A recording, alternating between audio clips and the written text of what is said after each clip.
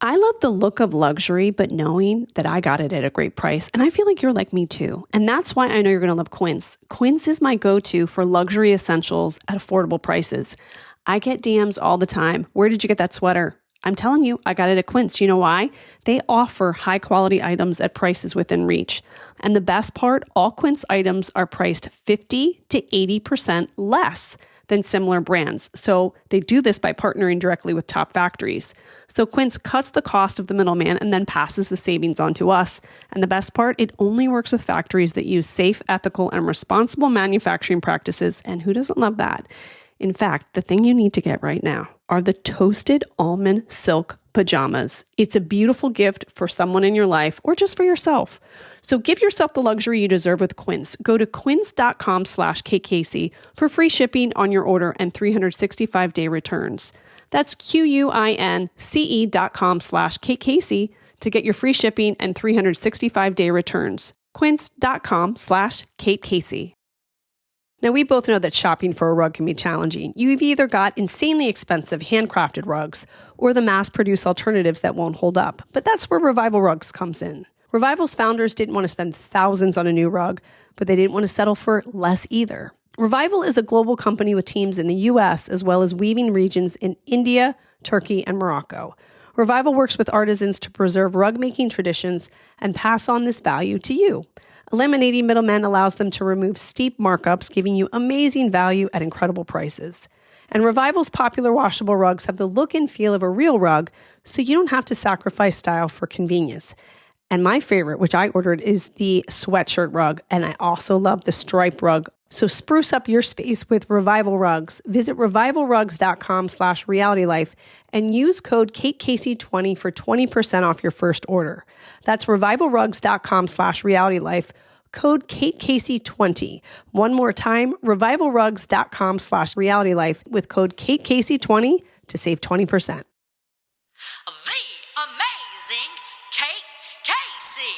Welcome back for another episode of Reality Life with Kate Casey. Hope that you have had a great week. I've got a great guest for you today. Carlos King is back with me today. My friend is a prolific reality TV producer, and he also notably worked on the first seasons of Real Housewives of Atlanta and New Jersey. I've asked him to talk to me today about the Real Housewives of Beverly Hills finale and news that Garcelle is not coming back next season. I also wanted to ask him about Real Housewives of Atlanta. It's got a new, fresh look to it because there is the addition of new housewives, which is always my favorite. New women, new stories, fresher outlook. And he lives in Atlanta, so he knows the backstory on a lot of the new cast members. So this is what you need to know. As far as Real Housewives of Atlanta this season, Portia is back. She's expanding her business empire, and she's coping with a second divorce and trying to make sense of the fact that Drew is friends with her ex. Then you have Drew. She's busy with a new music and film career taking off, and she has split from Ralph, who's living in the basement of the house. Can you imagine that? You have Shamia. She has been in the background. She's been Portia's friend forever, and this is her first moment as a full-time cast member. She has daughters that are adorable, and she's got this husband of 10 years who is mega rich. So you get the elements of the lifestyle, over-the-top lifestyle, but she's got this really strong family unit, and it's kind of fun to see her as a full-time cast member. Britt is an innovator that carved out her own niche in the insurance industry, transforming into mogul status. She built her $1 million agency alongside her sisters and met her husband, Michael, through her firm. So she's basking in the glow of her 10-carat diamond ring and her marriage to Michael. Then you have Kelly, big energy with a mix of culinary couture as chef extraordinaire and owner of a well-known Atlanta staple, Nana's Chicken and Waffles. And there's never a dull moment for Kelly as a single mom of 4 daughters. Angela is a boss in every sense of the word, and her husband is basketball legend Charles Oakley. Phaedra makes her epic return, and, she's always absolutely hysterical in every scene that she's in. Cynthia Bailey is back as a friend of, and so is Kenya Moore. And we talk a little bit more about what happened in this episode. So If you are loving Real Housewives, this is for you. But if you have kind of like dipped out of Real Housewives of Atlanta and you want to get back in, this is an episode for you. And of course, if you're fired up about what's going on Real Housewives of Beverly Hills, you will be so happy as well. As always, I want to make sure that you click subscribe and leave a 5-star review and join that Facebook group, Reality Life with KKC. And listen, I'm going to save a lot of time if you join my Substack because I'm going to give you a list of what to watch each week. Go to katecasey.substack.com and of course, bonus episodes on Patreon as well. patreon.com/KKC. Here's my interview with Carlos. We're back together. We're back. I love you, sister. How are you? Good. Somebody said recently, they said that they were shocked how much we have the same opinions about things. I said, no, but we disagree sometimes, but for the most part, I do think we do, for the most part, agree on most things. No, but this is the thing. I said this on my own podcast, Kate, that I don't want friends where we agree on the 100%. Yeah, I agree. Yeah. Like you and I have healthy debates. You and I comes from two different walks of life. And the beauty of our friendship is the fact that, yes, we have way more in common than we don't. Yeah. Not have in common. But we also disagree, but we disagree in a very healthy way. And what I also love about our friendship is we both walk away with, oh, I didn't look at it that way. And I think that's fascinating. That's my favorite. That's my favorite. Yep. So no, we're good. I love when we're together. I have this friend, Amber, and she'll tell me something that's super weird or hilarious. And she'll go, I know, it's just my favorite. I love that. Like if she's talking about somebody insane and she'll go, I don't know, it's just my favorite. It's my favorite. That's it. I feel the same way. That's it. Well, I'm catching you on a day where the Housewives world is abuzz because Garcelle has quit the show.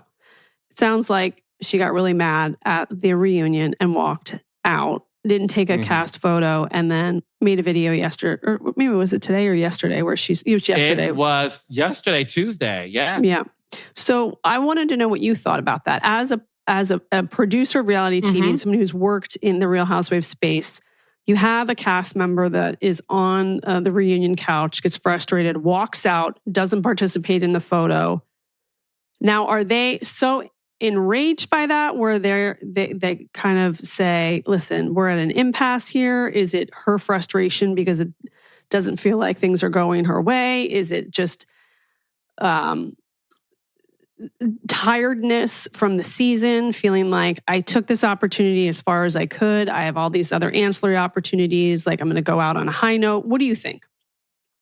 Well, that's the thing. I'll start at the end and I'll work my way backwards. I don't think Garcelle, who I love, ended on a high note because when you leave a show, you never leave when things are in a bad place with you and the castmates.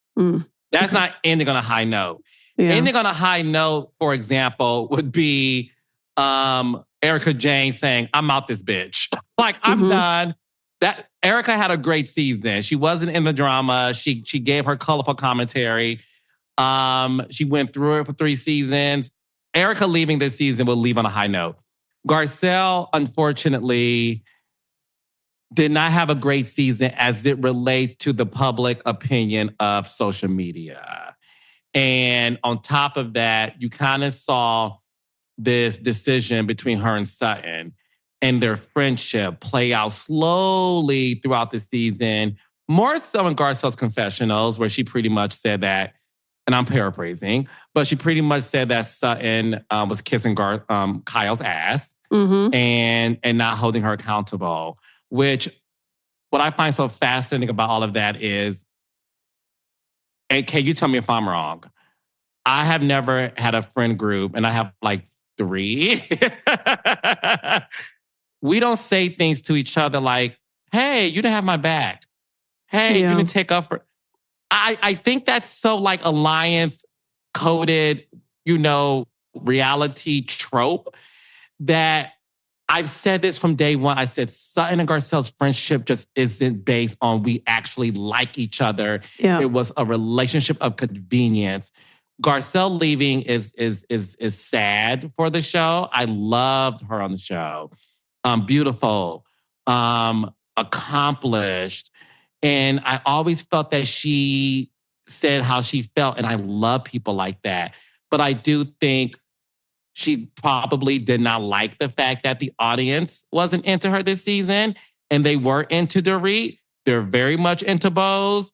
Then at the reunion, they're calling Garcelle out. And I think all of that compounded made her leave. Okay. That's interesting. We think often that they're looking through their DMs, they're looking through Twitter and all of the other social media. How much do you think that they are awake at night worrying about, I'm going to get fired. I've got to bring it up a couple notches next season. I'm going to watch what happens live. I have to think of some like great one-liners that are going to create memes. Like how much is that? I mean, it really feels like emotional torture when you film it, but it sounds like there's a whole other layer outside of it where they never feel secure because depending on the episode or depending on someone else's appearance on a show, that the audience reaction is built so into their sense of security. You'll be surprised how many reality stars stay up day and night reading tweets. Yeah. Especially the ones who say they don't. That's why I've said ad nauseum that the state of reality TV is not at the greatest point because of social media. I love Giselle Bryant because she doesn't give a fuck what people say about her. Like, she honestly doesn't. Like, Kate Casey, Giselle Bryant does not read one tweet.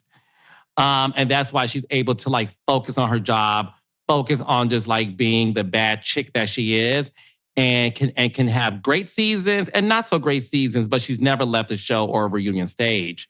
Same thing with Kenya Moore. Kenya Moore's activated on Twitter, but Kenya Moore has never left a situation because of tweets. A lot of the women on Beverly Hills, and Alex Baskin said this to you, actually, when he said that the Beverly Hills women operate very differently than OC, both from the state of California, but coastally, if that's a word, they operate very differently. Beverly Hills women care. And that's just not from TV perspective. That's Los Angeles. That's Beverly Hills. That's that particular county.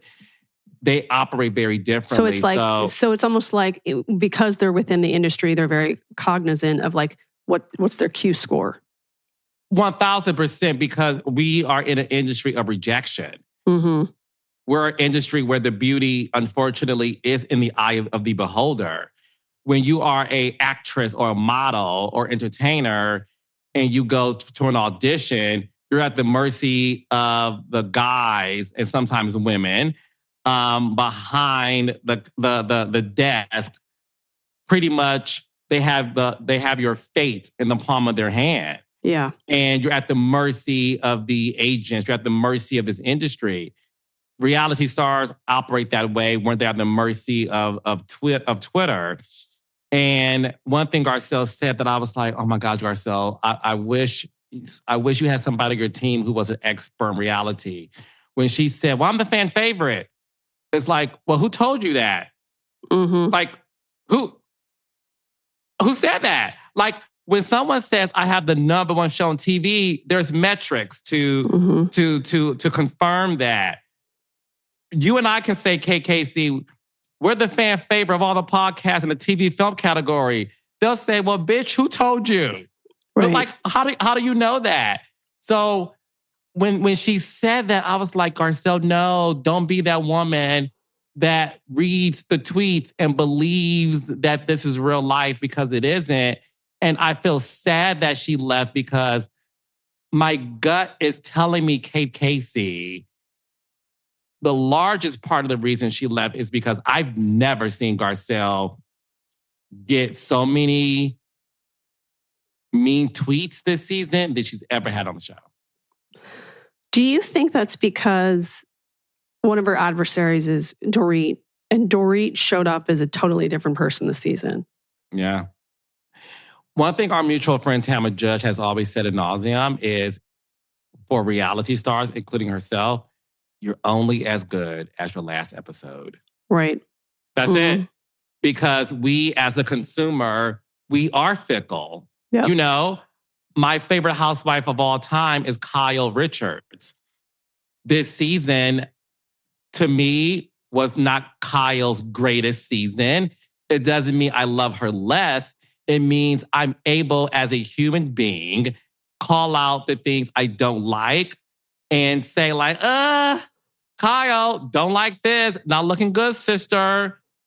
But that's okay. But for the reality star, it isn't okay because they feel like, well, you don't like me anymore. And for someone as mature as you and I, it's like, it ain't about me liking you. It's about me watching what the show has shown. And I'm only basing it off of that. Yeah. And that's why the reality star has to get out of this world where they take these tweets as gospel. Yeah. Well, do you feel like overall it was like a good season? Because I have to say, I felt like it was so boring. The highlight for me was going to Augusta to meet the Sutton's weird mom, because I love a backstory. But other than that, I'm like, what did we have? Erica renovated her rental home, right? Dorit, I'm like trying to figure out like who is the real Dorit? Was it the woman of the past? Who was told, listen, you're going to lose your job if you don't actually start emoting on camera. I don't know. I don't get it. But I don't know any of her friends. Did she have a business? I didn't see one. I didn't see really much of her life at all. Jennifer Tilly, I thought was great. I think Kathy Hilton doing her own makeup was fantastic in St. Lucia, but like she's only just a friend of. There just wasn't a lot of meat on the bone for me. No, the thing is this. My favorite moments this season, obviously, is Dorit smoking in the car. Because I like watching things where I'm surprised. I'm so used She was like to, Sandy in Grease, because you're like, girl. Wait, who are you? Like girl.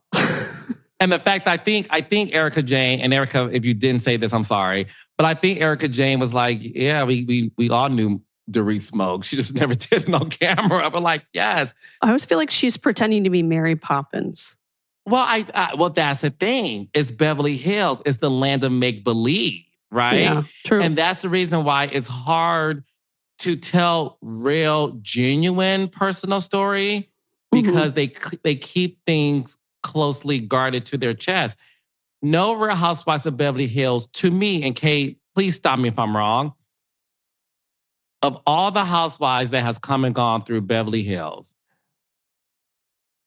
there hasn't been one that electively told a real deep personal story. I think you're absolutely correct. I don't think so either. Let's sit on that for a second. Like, nothing. That's nothing.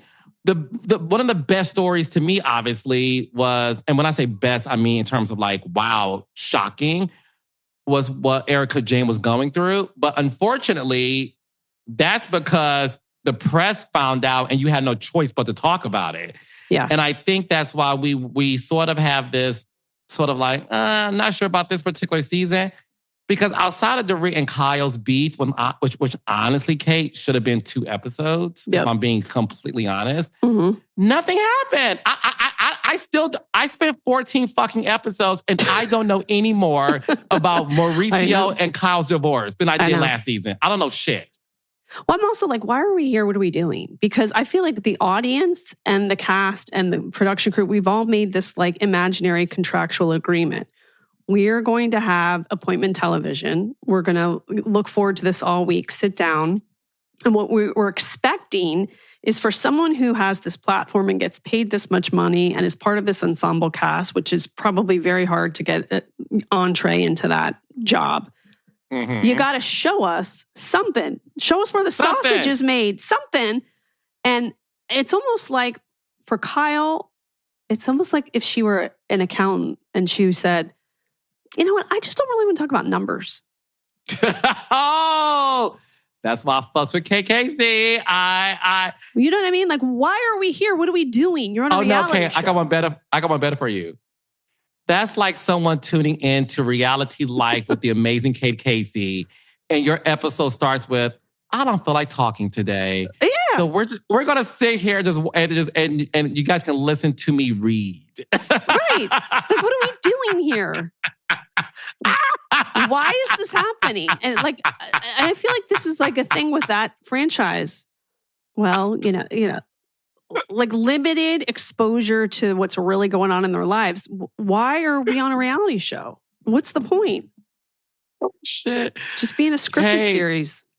I know, but again, it's the reason why they constantly get rewarded, because it's one of those things where if one person gets away with it, then we all can get away with it. Like there's a saying in the reality culture, because you may know this, Kate. Let's just stick with Housewives for a second. I hope you realize this. Every housewife watches every single thing another housewife gets away with.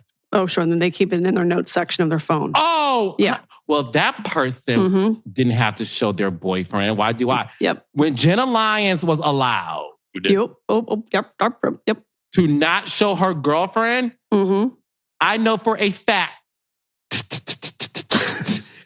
that some of these girls are keeping notes and saying, I'm waiting for the day I'm told X, Y, and Z. They're going to say, oh, really? Jenna Lyons got away with it, so why can't I?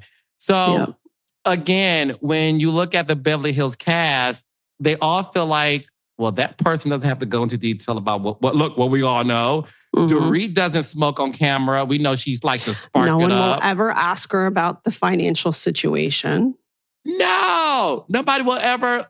But that's the reason why. What I loved about Garcelle earlier seasons, I miss it so much. I remember Kate loving the friendship she had with Denise Richards and Lisa Rinna, because it was sort of like that 90s Melrose Place models. Yeah, we've been in the same battleground. We get it. We know the same officers. Yes.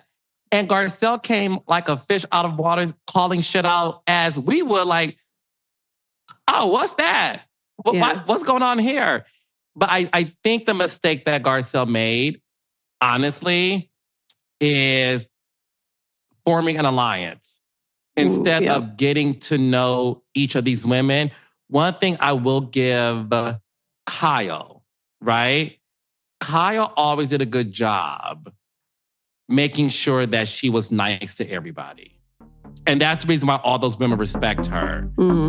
I wanted Garcelle to do that.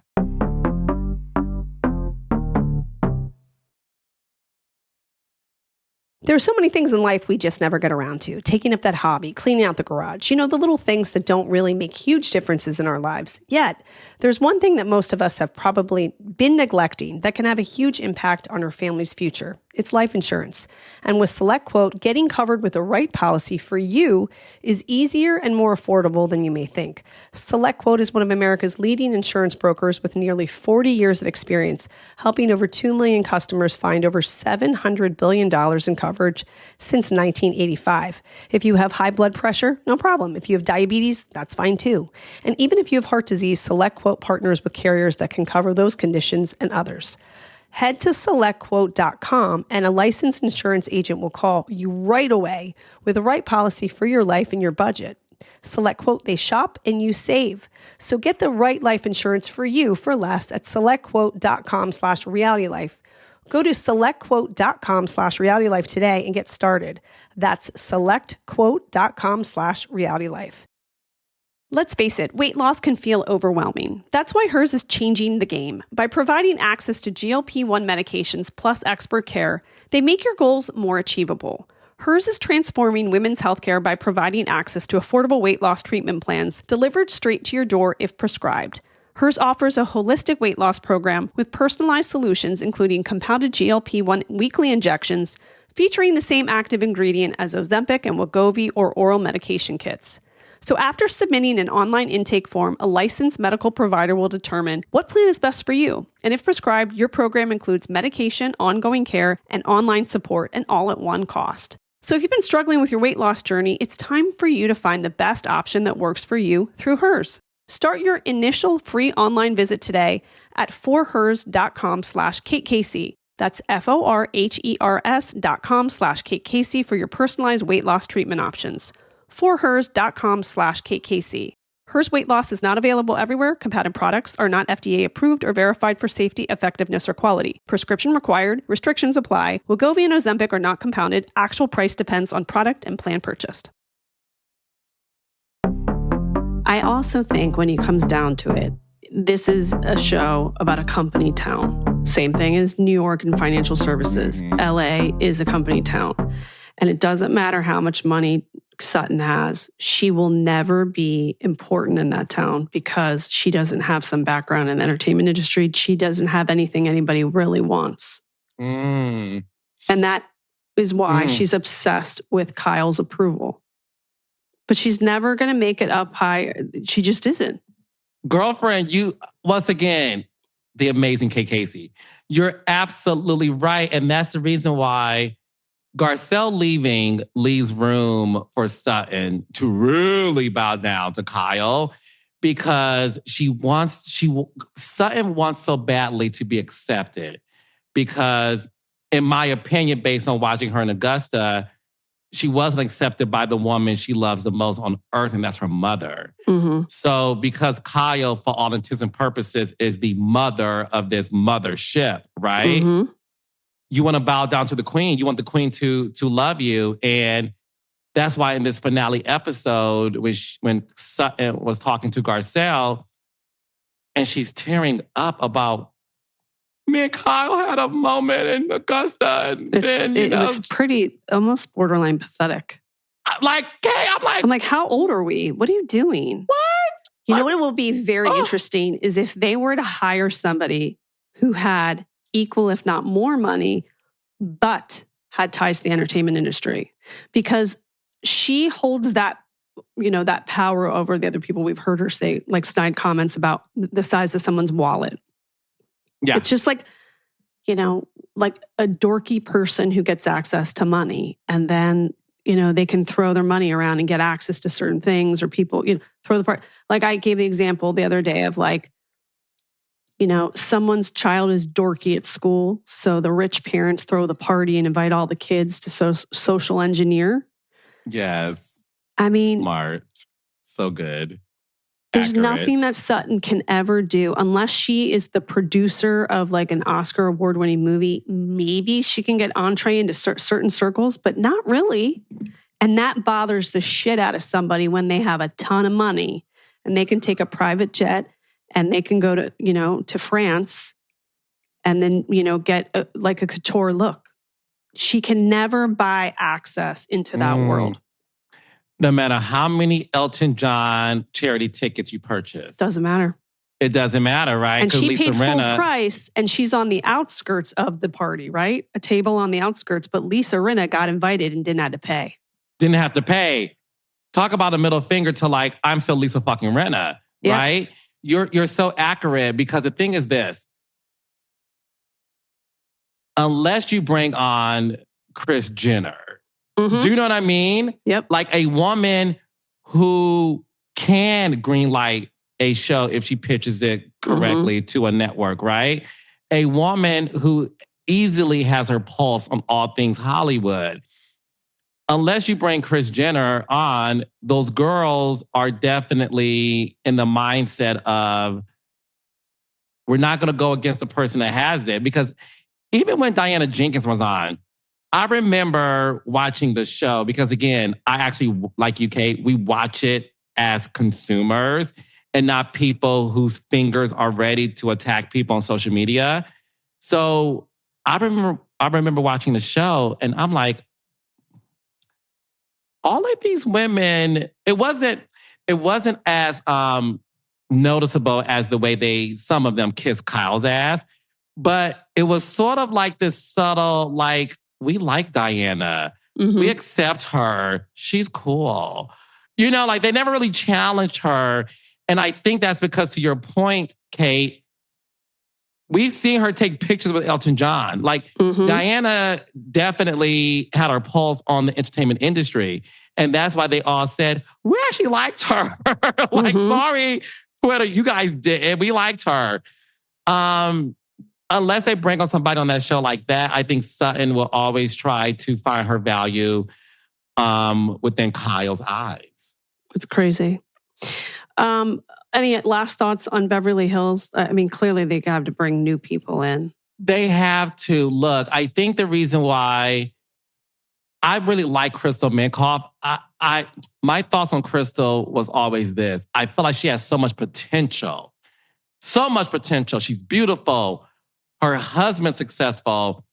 I didn't know that she owned, Kate, did I get this wrong? Coconut Water Company. Yeah, huge. Oh, my Lord. Mm-hmm. Chris, what? But that's how weird that city is. That would not be impressive to that group of women. If Crystal Minkoff had lived in New York and led with, I have this kind of life and I'm married to him, but I've also, someone in New York would go, well, what else do you have going on? Well, I started this coconut water company. They would have been asking her a million questions, respect out the door, over the top, right? Yes. No one gave two shits in Beverly Hills how accomplished Crystal Minkoff was. That, to me, is insane. No, to your point, they're like, is Jennifer Aniston the spokesperson for this? That's smart water? Because that's how they think there. Or were you going to have a party for the coconut water? And then who's in your guest list? Who's on the list? Then I'll come. It didn't even matter to them what she's created. Hey, I love you. It's so fucked up. But no, you're so right. Because again, I thought it was a very smart casting move to cast Crystal. I wanted more out of Crystal. The advice that I would give Crystal is the exact same I gave Teddy Mellencamp, which is why she and I are friends. Because when I said to her, I said, your problem is this. Your last name holds weight within that community. You were too afraid of owning it. And you were also too afraid of speaking your mind. And she said, Carlos, if I had to do this show all over again, I would be who I am on this podcast, Two T's in the Pod. I feel the same way about Crystal. Crystal and Cynthia's podcast, The Humble Brag.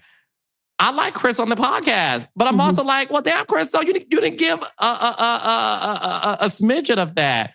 So I think casting-wise, look, Garcelle is gone, and I'm sad to see her go. We are left with Kyle Sutton, Dorit, Bose,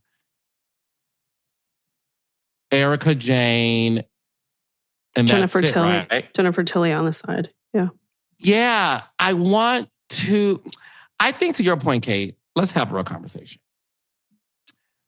I want two boss-ass power players. Mm-hmm. Do you know what I mean? I want somebody that we all can look to y'all got her? Mm-hmm. Mm-hmm. You know what I mean? Y'all got that person. The way I sort of reacted when Kathy Hilton became a friend of, I'm like, y'all got Kathy Hilton to do the show? Right. Damn. Yeah. So, but Kate, who is that woman? Does she exist? Of course she does. Sometimes. I mean, I'm sorry. Not that she exists. That's wrong. Yeah, I know, but it exists to be on this show. Thank you. That That's what I she's meant to willing say. to come. Yeah, but I feel like even in Orange County, people will say, I would be open to being on that show if the following people were not on it. That's what they said.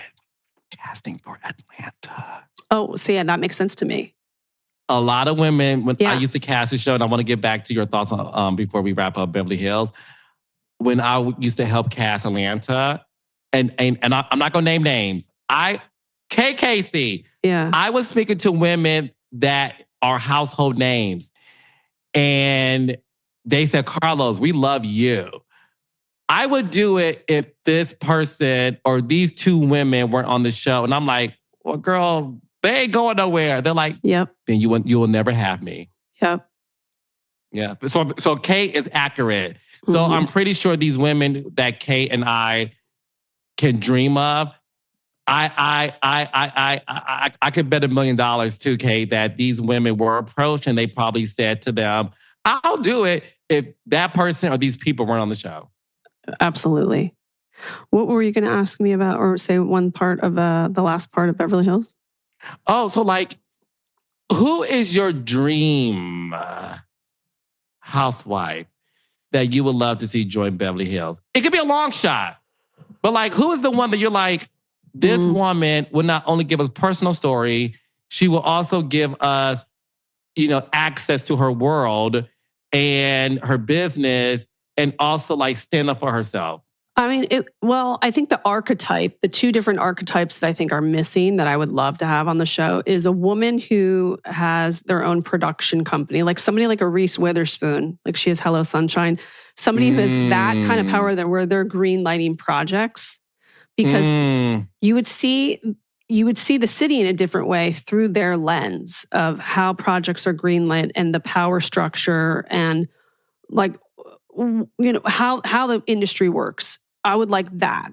And I would also think that would offset some of the power structure within the show, because the people that hold the most power are like Kyle, who has greenlit projects and has lived in LA for a long time, but somebody like Sutton has no power in the industry at all. So I would like to see that and how things shift.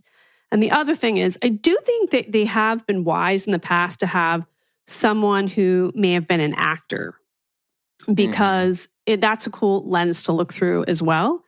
Although my friend Hillary, who watches the show and is an actress, she's been an actress for a long, long time. She says the problem sometimes with the actresses is they quickly adapt into the character that they think the audience wants. Yes. So it's tricky. You have to find the right kind of person who maybe like a child star. Doing, Kate, like they somebody do the same thing. Somebody who had been a child star who maybe still works in the industry, but maybe on the agency side, or like as a counsel, or something like that, where you get the lens of like, I know this city, I am relationships with all these people, but it's long. There's enough time that has passed that they wouldn't become a character as soon as they were starting to film. I would love to see a badass female agent. And that would be amazing. Agent. Oh my gosh, that'd be so badass. Guess who I think should be on the Real Housewives of Beverly Hills? Who? Meghan Markle. I mean, that would be a great opportunity for her. I think that fits Green her Lights more. Projects. I think fits into more of her than anything, because I just don't think she likes to spend her days like in the garden. It just seems so utterly boring for her persona. And based on her interviews that I've watched, and I watch, and obviously your podcast when you have the director on, the documentary Harry and Meghan. Yeah, I love that she has an opinion. She seems to be courageous and brave. But she's not as of late, because we know people that worked on the show and they said she gets paralyzed by fear of what so she's really stiff and she's too into her head right now about like how. But I think that if you're in a project that is authentically you sort of let that go at some point. I just don't believe. Don't believe that's really her. Like what she really wants to be doing is like clipping herbs in the backyard. It just doesn't match up for me. I think she wants to have lemonade with Dorit and laugh at Dorit asking Sutton if there's cocktail, if there's like hard liquor in it. I think she'll look back and be like, now this shit is funny to me. But to your point, you have to be authentically yourself to do it. I also would love to see Jessica Alba. Jessica Alba would be great. But she probably would want to be on like some sort of CEO show, not on this one, because she'd have to be an ensemble. But that to me is the most fun. Is like Dorit thinks she's like killing the game and owns the city, and then Jessica Alba walks in and she's like, "Oh, forget about that." Yeah, I think they'll all be like, "We're acting like this in front of Jessica Alba, guys." But yeah. But yeah, I'm fascinated by it. Last question. Do you think Paris Hilton should join the show? No, because she would never, because it always would want to, she'd want to have her own project. Yeah. She like, people want to say Kris Jenner would be in, like, she doesn't want to be in an ensemble. Kris Jenner has to have editing rights. Kris Jenner has editing rights, EP credits on the Kardashians. She's not going to be at the mercy of like not having control over her content. It's never happening, guys. Sorry. Yeah. Like Lauren Sanchez is never going to be on a show that she's not the head of. She would be so fun. You got to find the Lauren Sanchez that's 4 rungs down. And like for your audience, in case they don't know. Married to an agent, like Patrick Whitesell's newer wife, meaning like Lauren Sanchez was married to Patrick Whitesell, and then they got a divorce, and then I think he's remarried this beautiful woman. Like, that's the woman, because she's has proximity to huge power. Imagine her at a party with Dorit and Sutton. She'd be like, who are these two losers? You know what I mean? That's the stuff I want to watch. Yes. So we need 2 new housewives. One, we need a Hollywood agent, and one who was an actor, but now works in the business. But it's been like Kim Fields. Like, she had been off. She'd been off camera for a long enough time where she understood the business, but she wasn't going to become the character because she had like a full life afterwards. Well, give me Nancy from Facts of Life then, Kate, if that's the case. Yeah. Where is she? What is she up to? What's going on?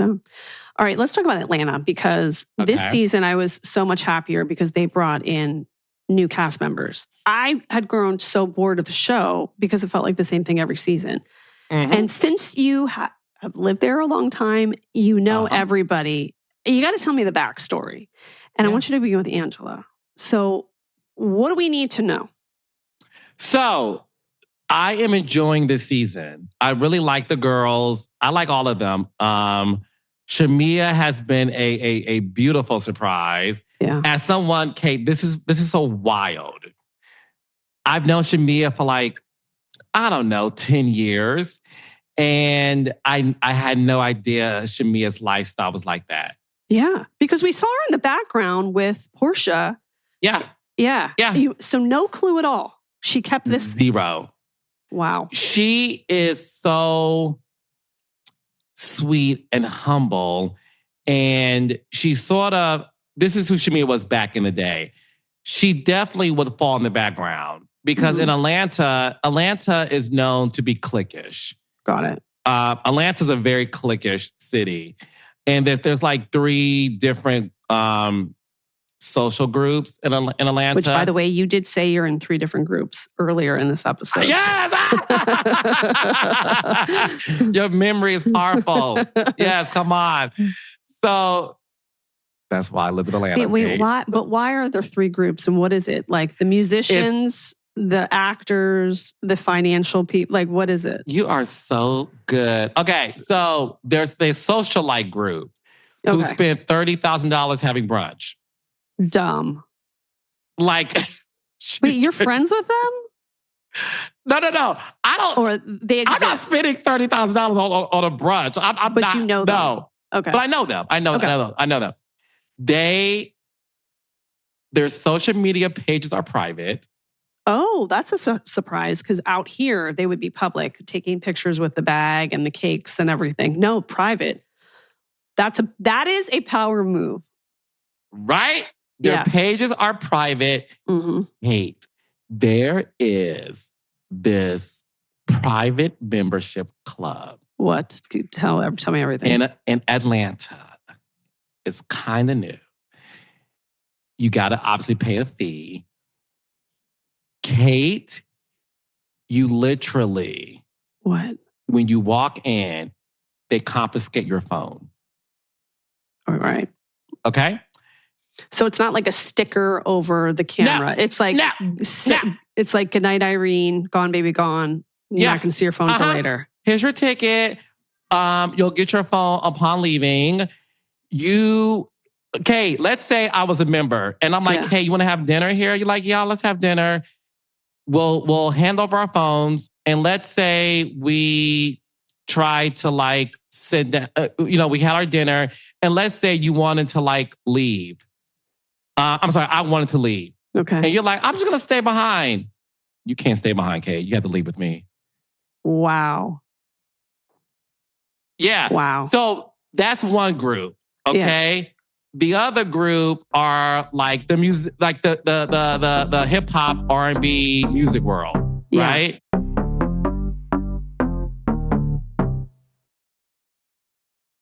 Introducing Instagram Teen Accounts, a new way to keep your teen safer as they grow, like making sure they always have their seatbelt on. All right, buckle up. Good job. New Instagram Teen Accounts, automatic protections for who can contact your teen and the content they can see. As you write your life story, you're far from finished. Are you looking to close the book on your job? Maybe turn a page in your career? Be continued at the Georgetown University School of Continuing Studies. Our professional master's degrees and certificates are designed to meet you where you are and take you where you want to go. At Georgetown SCS, the learning never stops, and neither do you. Write your next chapter. Be continued at scs.georgetown.edu/podcast.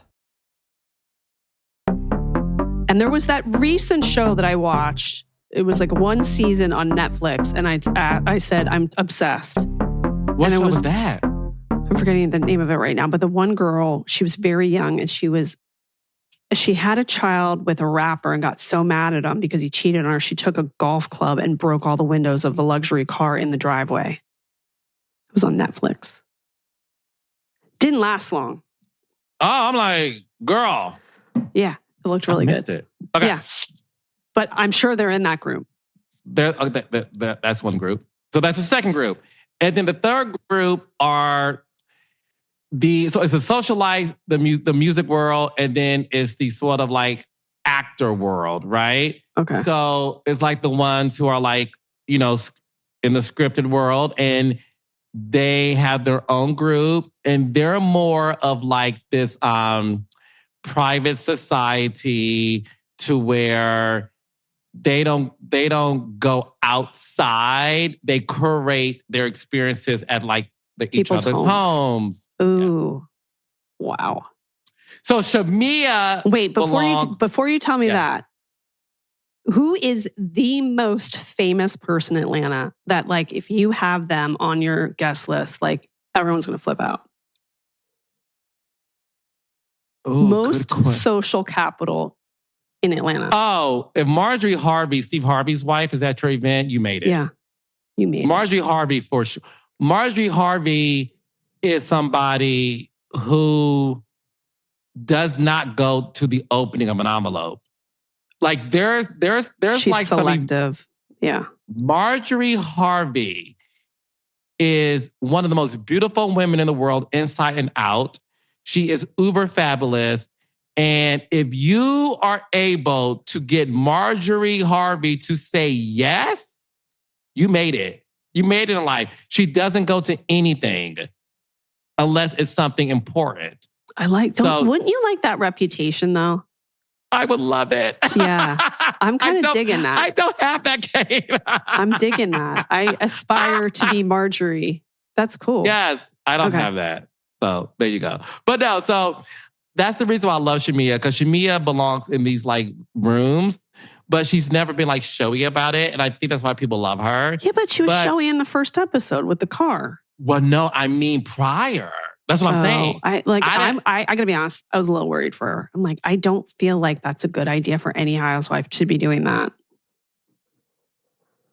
I mean, yikesers. You know what it reminded me of? Kate, season 1, episode 1, and how Atlanta opened up with Deshaun Snow. Yeah. Remember that? And it was like, so it does open up, to your point though, Kate, honestly, it does open up a lot of, listen, she's received a lot of love, right? Mm-hmm. But it does open up a lot of people's eyebrows being raised, which you have to be able to understand how to handle that, because it's not easy. Although to her credit, she did say, okay, he fix air conditioning units and HVACs, yes. In like airports. Airports and shit. She came with some information, some context versus he does like, web trafficking or some stupid made up job a la Louis Ruelas where you're like, huh? So she did back it up, but still I was like, eek, I don't know. Yeah, no, I mean, to your point, it's because you're sort of like, I don't want people to like bother you. Do you know what I mean? So you're like totally opening yourself to criticism, but also people freeloading off of you. Oh, for sure. Using for sure. You. And Shamia is so sweet. If you're ever able to get her on your podcast, you are going to have a good time. She's one of the sweetest, most humble women in Atlanta. Honestly, she's so sweet. She's a nice, sweet girl. And she's interesting. Well, I like that. Interested and interesting. That's the component I like. So the last episode, Angela was talking about the children. And she said she has 2 children and that Charles has a child, and then they have one together. The way that she worded it, and by the way, she said that the reason they live separately was because he got kicked out of the garden, which didn't make a lot of sense to me. It seems like maybe it was because he had a child with another woman. But the way she phrased it, I thought, she's saying it that way because she doesn't want to give any power to the woman. Yeah. Who's the mother of the baby, right? Like, she's like, this is my show, my opportunity. Yeah. I don't want her to take any more power away from me. Yep. I don't want her to go on Twitter attacking me. I don't want to cause any issues with this blended family. Yeah. So oftentimes, and I think this is Angela Oakley's story, and maybe it will uncover in the next couple of episodes. But oftentimes, when you are the second wife to a man who used to be married and have kids from a previous marriage, as a second wife, oftentimes you're trying to keep the peace because the ex-wife oftentimes does not want the new wife around her kids. And that can sometimes mean that the husband is not allowed to see his children. So from my experience producing reality television, the second wife, in this case as Angela, more than likely she's trying to keep the peace so that the ex-wife possibly could be like, well, you said this about me on the show and blah, I'm mad at you, whatever. I feel like there's so much meat and material there. I like Angela Oakley. She is somebody whose name, maybe this is tea for you, KKC. I'm not sure. When I was working on the show, we wanted Angela Oakley to join the show. Oh, wow. Okay. Years ago. Yeah. Years ago. But at the time, she said no. She said no? I don't know. There Was you Charles go. saying no, her saying no? But we wanted Angela Oakley. Her name has come up since season 1, Kate Casey. Wow. Well, also, in fairness, back then, you didn't know where the show was going to go. It could have been a career deal breaker. But I think in the years since, we've seen a lot of the women have huge success and ancillary opportunities from it. So I can understand why someone and also their spouse, who like her husband is quite famous in his own right, but might be like, isn't this like a downgrade? Yeah. I mean, very true. Because, before Portia got on the show, when she was married to Cordell, his then, I don't think they were married, but she's the mother of his child. Her name was Tanya. Oh, okay. Season 2, we wanted her, but it was something going on with Cordell and her and the kid in the custody. It was a whole thing. And again, season 2, to your point, nobody knew where this show was going. But again, he joined the show 3 years later. So to your point, I think you're very right about that. Okay, and then Kelly. Tell me what you know about Kelly. I have always heard that Kelly was somebody who's a firecracker. Yeah. A boss female who was all about her business.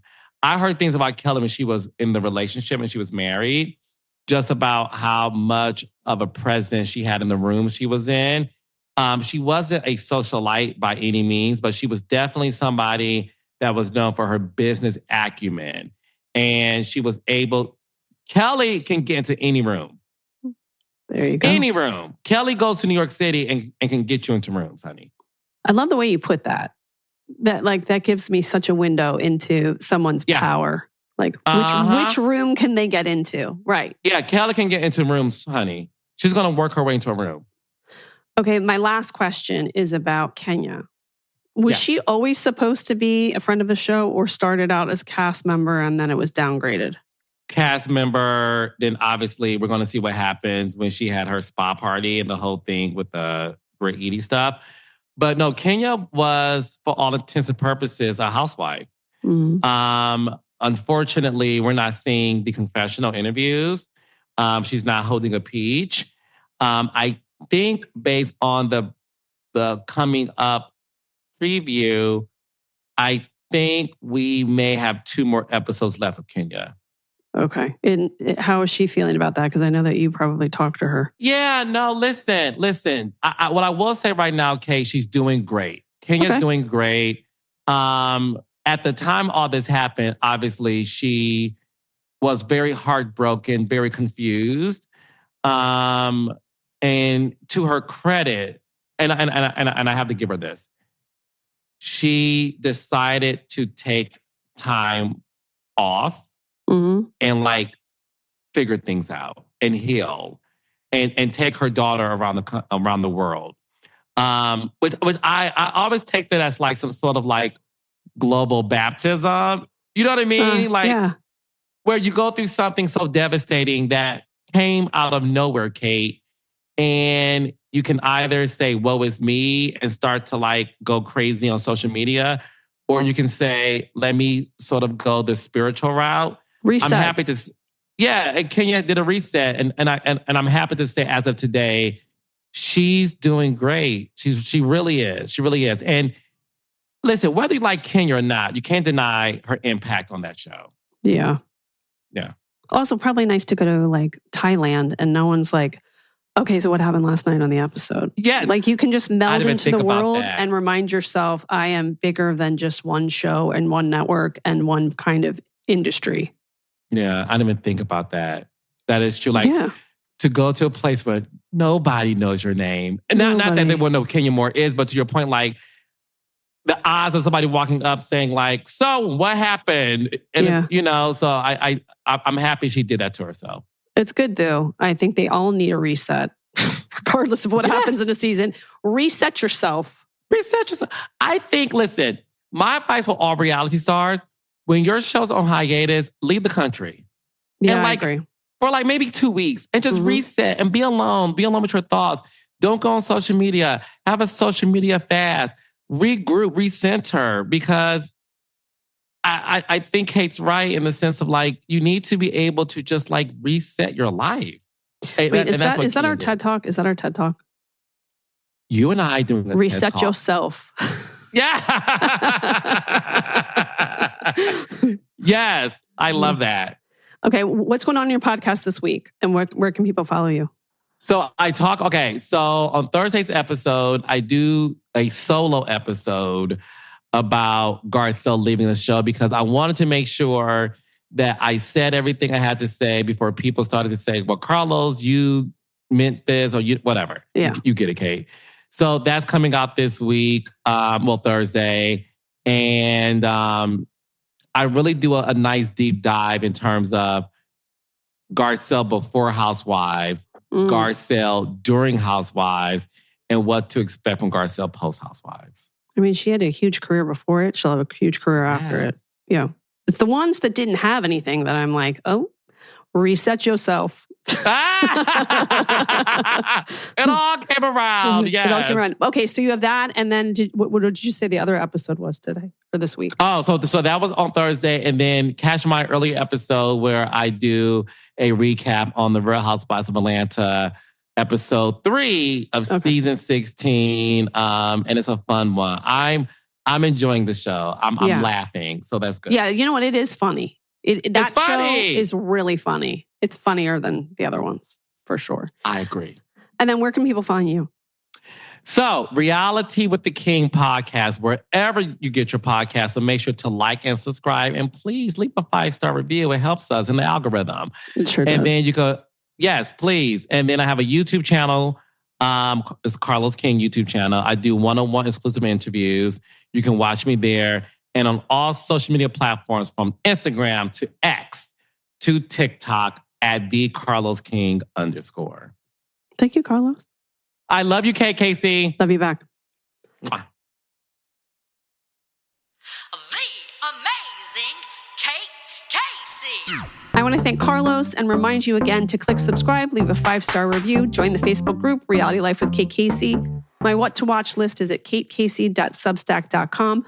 Bonus episodes on my Patreon by going to Patreon, patreon.com/Kate Casey. And follow me on social media. I'm on Instagram at Kate Casey CA, TikTok, it's Kate Casey, and Twitter, Threads, and Blue Sky at Kate Casey. Check back tomorrow for an all-new Saturday series episode.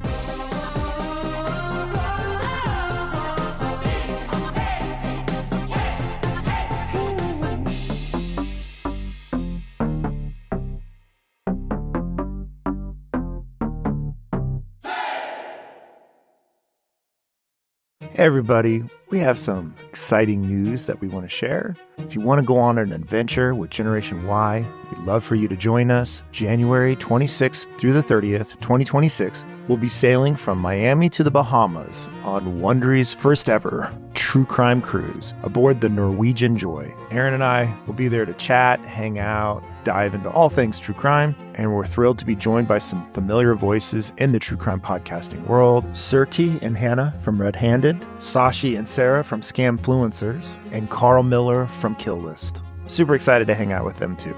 We got some cool activities, interactive mysteries we can solve, testing our forensic skills with a blood spatter expert, and so much more. So for some sun, fun, and just the right amount of mystery solving, come join us. Ready to jump on this seriously epic adventure? Book your cabin right now at exhibitccruise.com.